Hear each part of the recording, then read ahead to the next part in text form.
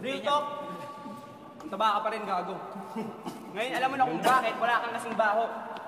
Kasi sobrang taba mo. Pati si Basilio nabibigatan. Sobrang bigat mo, lahat ng tinatapakan mong escalator nagiging hagdan. Kasi real talk, mataba ka pa rin, gago. Pag may bumaril sa'yo sa malayo, kahit nakapikit, asintado. Kasi sobrang taba mo. Yung balat at puto mo, isang dangkal ang pagitan. Sobrang laki ng tiyan mo, pag nag-backstroke ka sa dagat, parang may lumulutang na pawikan. Kasi real talk, mataba ka pa rin, gago.